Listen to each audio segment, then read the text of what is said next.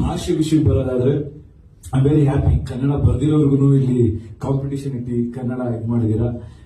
I think what I believe is, because most of you may not understand, some of you, wherever we go, if you are able to respect the culture and the language, you will get multifold back.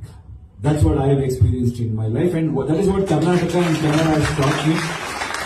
So I really respect all of you for making an effort to speak in Kannada, and ಆ ಪ್ರಯತ್ನ ಪಟ್ಟಿದ್ದಕ್ಕೆ thanks. And ನಮ್ಗೆಲ್ಲ ಒಂದು ಖುಷಿ ಏನಿದೆ ಅಂದ್ರೆ, ಬೆಂಗಳೂರಿಗೆ ಎಲ್ಲಾ ಕಡೆಯಿಂದ, ಕರ್ನಾಟಕಕ್ಕೆ ಎಲ್ಲಾ ಕಡೆಯಿಂದ ಬಂದವರು ಜನಗಳ ಬಗ್ಗೆ ಒಳ್ಳೆ ಮಾತಾಡ್ತಾರೆ. Like even madam was mentioning, I said weather is good ma'am in Bangalore, she wants to settle down ಅಂದಾಗ ಪೀಪಲ್ ಆರ್ ಗುಡ್ ಅಂತ.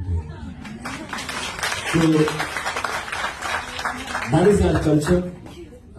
ನಮ್ಮ ಕನ್ನಡ ಜನಗಳ ಸ್ವಭಾವ, ಪ್ರೀತಿ ಏನಿದೆ, ಇನ್ನು ಹೆಚ್ಚಾಗಿ ನಾವೆಲ್ಲ ಅದನ್ನ ಅಳವಡಿಸಿಕೊಂಡು ಎಲ್ಲರಿಗೂ ಕನ್ನಡ ಕಲ್ಸೋಣ. ಬಟ್ ಒಂದು ರಿಕ್ವೆಸ್ಟ್, ಇದು ಈ ವೇದಿಕೆ ಅಲ್ಲ, ಬಟ್ ಜನರು ನನಗನ್ಸುತ್ತೆ ಬಲವಂತವಾಗಿ ಯಾರು ಏನು ಕಲ್ಸಕ್ಕಾಗಲ್ಲ. So instead of fighting for other person to learn Kannada, we should make it uncool not to speak in Kannada.